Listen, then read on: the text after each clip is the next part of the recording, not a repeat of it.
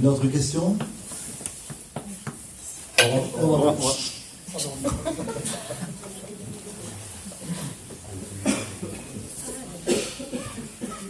je ne sais pas si je peux parler d'autre chose que de la sécurité, si on peut passer à autre chose. Moi, quand j'ai lu votre programme, il y a une chose qui m'a vraiment fait bondir. C'est le terrain de 80 000 mètres carrés qui a été vendu, où on va y mettre des locaux, enfin des zones de stockage. Alors maintenant, on me dira c'est trop tard, c'est vendu, on ne peut plus rien faire. Moi, il y a un mot qui m'a frappé, c'était Sauvezo. J'ai dit, c'est quoi ce truc? Enfin, on s'est débarrassé de Métal Europe, on va récupérer quoi? Parce qu'il y avait 2 fois 1350 mètres carrés, il y aura des stockages de déchets, je ne sais pas quoi. Il en reste encore quand même 55 000 mètres carrés, je me suis dit, on va y mettre quoi? Déjà que de l'autre côté, c'est déjà une vraie poubelle derrière le terri. On aura une poubelle à droite, on aura une poubelle à gauche. On n'aura plus de route au milieu, parce qu'il n'y aura que les camions, on ne pourra plus circuler. Alors, je voudrais savoir ce qui m'inquiète, parce que c'est quand même notre environnement, c'est quand même notre avenir. On va y mettre quoi? Comment on va circuler? On n'a quand même qu'une route pour aller à Courcelles. Ou sinon, on passe par Oby, ça fait quand même un peu long. C'est déjà arrivé maintenant qu'avec simplement les camions, une fois c'est déjà arrivé qu'il y avait les camions tout d'un côté jusqu'au rond-point, de l'autre côté, ils rentraient un par un. On a mis 1 heure pour nous faire du rond-point jusqu'à la route. Ça arrive pas tous les jours, mais on n'a pas non plus 1300 camions qui passent. Non. Quand on aura ça, je ne sais pas, sinon on pourra encore circuler. Circulation mise à part, j'aimerais savoir comment, maintenant que c'est vendu, qu'on n'a plus les c'est bon, on ne peut plus rien faire, comment vous allez pouvoir avoir regard sur la poubelle qu'on va avoir? Alors, je vais passer à... Ça m'inquiète sérieusement. Oui, je comprends. Il y a 2 choses. Il y a d'abord les déchets, ce qu'on va y mettre, voilà. Et puis notre vie pour entrer et sortir dans les mains. Et j'espère bien qu'il n'y a pas que vous que ça inquiète. Mais non, au-delà de ça, je vais passer la parole. Parce que c'est vendu maintenant. Ah oui, c'est fait. Je vais passer la parole à Bruno. Il faut savoir que le petit encart, parce qu'on ne pouvait pas faire plus grand sur Bétry, c'est uniquement un copier-coller du site Bétry sur Internet. Hein. Donc il n'y a rien d'inventé. C'est vraiment un classement Céveso bas. C'est pas inventé. Donc c'est pas non plus pour faire peur, mais à un moment donné, il faut appeler un chat un chat. Ça fait un peu peur ce mot quand même. Ben oui, mais voilà, à un moment donné, dès lors qu'on a du stockage de produits dangereux, de matières inflammables, de gaz à effet de serre, enfin, c'est listé, hein, il y a une dizaine de produits qui répertorient et qui incluent le classement de ces 2 bâtiments, ces 2 locaux qui seront donc répertoriés Céveso bas, c'est une vérité. Donc voilà, point. Au-delà de ça, se pose aussi la problématique, comme c'est du transit, des camions qui vont transporter ces produits. Et à un moment donné, vont passer, même si c'est sur le bord de la ville, elles vont passer quand même sur ce bord de la ville. Donc ça va générer un trafic supplémentaire, un trafic routier supplémentaire.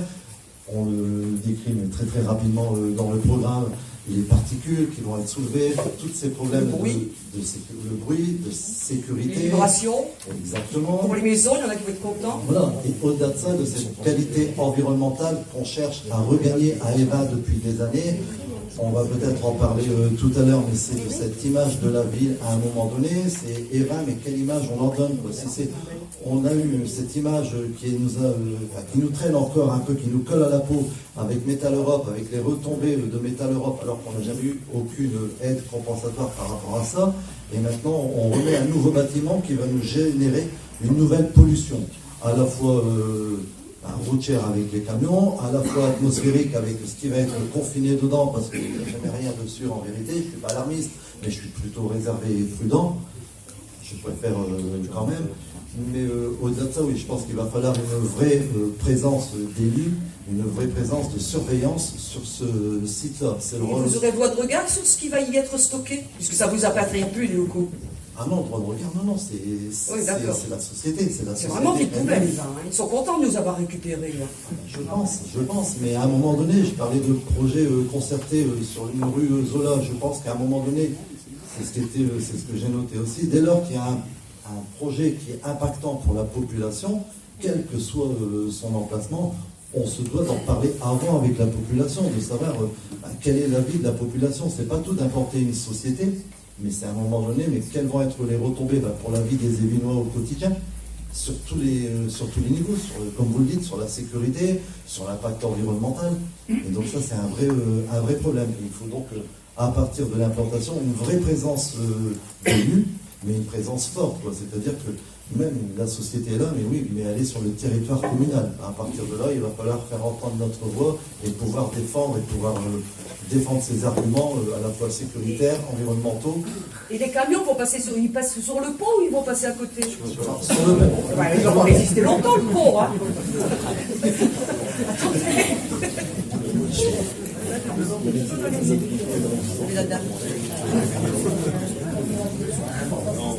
Ça risque, non. C'est un sujet très très sensible. Hein. De toute façon, voilà, les études qui ont été menées pour l'instant, tout le monde se veut rassurant. À Gênes aussi, ils se sont montrés rassurants sur le pont jusqu'à un moment. Mais c'est vrai que nous, le pont de Courcelles, je ne veux pas être alarmiste encore une fois, mais ça risque d'être problématique. Donc je pense que le rôle de l'élu, c'est ce que je disais aussi, voilà, c'est d'alerter, mais d'alerter, c'est pas un petit courrier, c'est d'avoir une présence au niveau départemental et de mettre en exergue surtout cette dangerosité de ce pont qui n'est pas prévu pour un passage supplémentaire et un passage intensif. Le passage intensif, il existe déjà avec la zone de remblai sur le côté, donc on a créé comment je vais appeler ça, un passage supplémentaire et on va en recréer, je ne sais plus le chiffre en tête, il est dans le programme, au niveau du passage. Donc oui, c'est très très problématique. Après, au niveau environnemental, Bruno. Oui, parce que excusez-moi, il y a un petit souci de genre. Inutile de vous dire qu'on n'est quand même pas gâté au niveau de notre environnement à la maison, c'est le moins qu'on puisse dire. Et comme vous dites, chère madame, quand on a vu et découvert l'enquête publique concernant la création ou l'installation des entrepôts, bah oui, on découvre. C'est comme ça que ça se passe. Bon. Et quand l'enquête publique est en cours, bah manifestement après, où vous allez à l'enquête publique, on est allé en tant que président d'association pour dire un petit peu nos remarques, mais bon, souvent il est bien trop tard, si vous voulez, pour éviter de faire changer ce qui devait être prévu. Alors oui, l'État se serait grandi de dépolluer cette zone, parce que tout le monde connaît la friche Renard, hein, je ne sais pas ce qu'ils vont y retrouver en dessous, mais bon, c'était déjà une déchetterie, une friche et haute, c'est peut-être l'endroit le plus pollué sur Eva-Malmaison. Oh, ils ne vont pas s'embêter. Hein. Ils vont pas s'embêter. Des charges à côté. Hein. Ils vont pas s'embêter, c'est sûr, mais manifestement, c'est déjà une première chose. Ensuite, la reconquête des friches industrielles aujourd'hui, inutile de vous dire que Delta 3 n'est quand même pas loin. Bon. Maintenant, il y a des emplois. Donc, lorsqu'on crée des emplois, il faut toujours être vigilant et tout le monde a besoin d'emplois, bien entendu. Bon. Mais si on avait eu les clés de la mairie, je ne pense pas qu'on aurait fait venir, si vous voulez, ce type d'entrepôt. Il y a autre chose comme activité à venir, s'installer sur la maison. Il n'y a plus aucun magasin, plus aucune supérette ou autre. Enfin bref, personnellement, je voyais plus faire venir des supérettes sur Eva, parce que manifestement, il y a bien, dans peu de temps, il n'y aura plus grand-chose au niveau des magasins d'alimentation ou autres. Mais les chantages à l'emploi font en sorte qu'aujourd'hui, c'est comme ça. Donc, Bytree, c'est une société qui est gérée par AXA Finance, qui gère des millions et des millions de mètres carrés d'entrepôts. Et pour eux, c'est une opération financière excellente. Hein.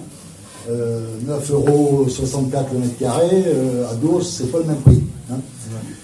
Deuxièmement, il faut savoir que c'est en zone franche, donc ils ne payent pas d'impôt sur les bénéfices, ils ne payent pas d'impôt foncier non plus pendant 6-7 ans, donc au niveau de ressources pour la commune, je veux dire, on n'aura rien du tout de plus que les inconvénients que vous avez cités, c'est-à-dire la route, le pont, les particules, les 30% de poids lourds supplémentaires qui vont passer tous les jours. Donc tout ceci ne va pas améliorer malheureusement notre environnement. Donc tout en étant pour la création d'emplois, il ne faut pas faire tout et n'importe quoi. Hein. Donc on sortait d'un Céveso qui était Métal Europe, c'est vrai, Métal Europe ayant disparu, manifestement aujourd'hui on va tomber dans un Céveso bas, qui est le fait du contenu de ces entrepôts pour les matières inflammables. Donc ça fait partie d'un seuil Céveso bas, dans la mesure où s'il y avait un incendie, c'est extrêmement dangereux. Hein, donc voilà un petit peu aujourd'hui la situation de Valtry. Alors il faut savoir aussi que il y a une taxe d'aménagement que la commune touche. Et à la Malmaison, qui n'est pas une commune riche, cette taxe d'aménagement a été divisée par 2. Donc la commune a décidé de diviser par 2 la taxe locale d'aménagement, ce qui fait à peu près plus de 200 000 euros qui ne vont pas rentrer dans les caisses. Donc tout ceci a été validé par un conseil municipal il y a quelque temps. Donc voilà. Donc bien entendu, on est tous pour de la création d'emplois, mais pas dans ces conditions. Pas dans ces conditions. Donc les transports, oui, il n'y a qu'une route pour pouvoir avoir accès à ces bâtiments. Il faudra craindre que si les camions, pour repartir plus vite, s'il y a trop de bouchons sur la route, ils ne repassent pas rue Lamandin, et la rue Lamandin qui doit être refaite, elle sera peut-être démolie plus rapidement. Tous ces problèmes-là vont surgir quelque part. Voilà un peu la situation de Valtry aujourd'hui. Alors bien entendu, on aura quand même un regard important et des rencontres avec ces futurs dirigeants si vous nous faites confiance. Et manifestement, rien n'a été fait non plus pour l'environnement. Si encore ces bâtiments avaient des toits végétalisés, par exemple, comme le Cimévad. Si on tient compte de la récupération d'eau de pluie pour éviter qu'il y ait des problèmes inhérents aux pluies qui vont arriver. Ou si on avait des éclairages LED ou des grandes baies vitrées hautes, pensez au personnel aussi, qui vont travailler sur une zone qui est polluée fortement. L'entreprise n'a rien voulu savoir pour une histoire de coût. Donc on est quand même dans le droit d'imposer à quelqu'un qui veut faire une construction qui soit en rapport avec l'environnement, c'est-à-dire reverdir un petit peu notre situation dégradante, parce qu'il faut bien dire que l'image de notre ville n'est pas des plus reluisantes à ce jour. Donc manifestement, on aura du travail de surveillance à faire, mais la situation est faite, le permis de construire est validé, et les constructions démarreront, je ne sais pas trop quand, mais certainement cette année. Donc il est trop tard. Il est trop tard pour, bien entendu, annuler le permis de construire. Bonjour, la vie arrive. Ça, c'est sûr. Voilà. Est-ce que j'ai répondu à vos questions, Madame Pula? Une question posée, ça concerne le pont de Courcelles que l'on parle depuis tout à l'heure. Est-ce qu'il y a-t-il une étude sérieuse de fait par les services de l'État quant à la possibilité de circulation de ces poids lourds sur le pont de Courcelles? Est-ce que l'on connaît sa robustesse? Non, je sais que le sous-préfet est au courant, effectivement, d'une analyse qui doit être faite au niveau de ce pont, mais je n'en sais pas plus à ce jour. Alors, l'avantage pour les investisseurs était effectivement de pouvoir éventuellement se servir des transports fluviaux, mais ils ne peuvent pas le faire parce qu'il y a une zone humide, justement le long du canal, et on n'a pas le droit de toucher à cette zone humide. Donc, il n'y avait pas de transport fluviaux possible avant des années et des années. Donc, il n'y a qu'un transport possible, ce sera le transport par route. Il est indiqué, parce qu'il y a eu des fausses informations là-dessus aussi, il est bien indiqué dans le rapport de Valtry de la commission environnementale, qui passe actuellement à 1100 poids lourds. Il y aura, quand tous ces bâtiments seront faits, 630 camions le matin, 630 véhicules le matin, 630 le soir, et dont 25% de poids lourds. Donc ça va faire 300 poids lourds en plus. Il ne faut pas non plus aller dire les choses qui ne sont pas vraies. Il y a 300 poids lourds qu'il y aura en plus tous les jours. Voilà, ça c'est une vérité également. Donc ce pont, oui, manifestement... Mais oui, mais il y a aussi le problème de la largeur du pont. Oui. Avant et après, la route est plus large, le pont est plus étroit. J'ai bien compris. C'est une aberration. Certains disent que ça peut aller.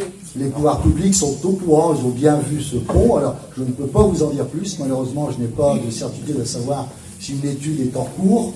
On n'a pas d'informations précises à ce sujet. Pardon. Ouais. Voilà, il y a un rapport concernant justement le pont de Courcelles. S'agissant du pont de Courcelles, il annonce qu'un groupe de travail a été demandé par le sous-préfet afin d'étudier la nécessité de mesures conservatoires de renforcement de l'ouvrage et que cette étude doit être menée rapidement avant exploitation. Par ailleurs, l'étroitesse du pont est réelle. Si les camions s'en arrangent, au moins pour le moment, ce n'est pas le cas pour les cyclistes. Plus. Tout à Il est fait. périlleux de rouler et sans doute au moins autant de mettre pied à terre, tant les trottoirs sont étroits. Il est vrai que l'on en voit très peu, mais peut-être est-ce la conséquence justement de la dangerosité. Si on veut promouvoir une modalité douce de transport, il y a là un point à étudier, bien entendu. Bien entendu. Voilà. Moi, je voudrais simplement poser une question. J'habite au début des Vins, si vous voulez les Vosges. Je voudrais savoir si c'est une intox ou une réalité. J'ai entendu dire que Delta 3 s'agrandirait sur les champs des deux côtés de cette rue. Alors, si c'est vrai, nous sommes beaucoup d'habitants là au bord, les résidents de la Verte-Plaine. Il y a quand même, moi j'habite à la Verte-Plaine, rue de la ville, nous sommes environ une bonne vingtaine de maisons plus longues. Si Delta 3 s'agrandit, on va devenir quoi? Parce que de chez moi, de derrière, ça donne la Delta, de l'autre côté du passage à niveau. Là, c'est boîte de nuit, tu vois. J'ai la lumière. J'ai plus d'un mètre de veilleuse. Je laisse les portes de chambre ouvertes. C'est toujours dans la maison. Alors, il n'y a pas de, à notre connaissance, nous, parce que nous ne sommes pas aux affaires de la commune, pas de projet pour le moment, mais ce qu'on vient de dénoncer avec Beltry, c'est pas pour répéter les mêmes erreurs. C'est-à-dire que dès lors, s'il y avait un projet dans le futur, ce sera en concertation aussi avec la population, bien sûr, et avec les premiers concernés, c'est-à-dire, auquel cas, les résidents de la Verte-Plaine, déjà, pour commencer. Mais la priorité, voilà, quel que soit le projet, c'est d'impliquer les personnes concernées, la population. Et si c'est un projet, comme on vient de parler au jeu Beltry, c'était toute la population à concerter. Auquel cas, si jamais il y avait vraiment un projet d'agrandissement de la zone Delta 3 sur les terrains évilnois, oui, on reviendra vers la population à ce moment-là. Et il va jusqu'à la barrière ou pas jusqu'à la barrière? Jusqu'à la ferme. Le terrain Le territoire communal, est-ce qu'il s'arrête à la voie ferrée? Ou est-ce qu'il continue? Non, Il arrête, Jean-Pierre, là, Après, c'est Dourges. Derrière la Verte-Plaine, c'est Austricourt. Et après, c'est Dourges. tout le monde a la petite rue de tournée.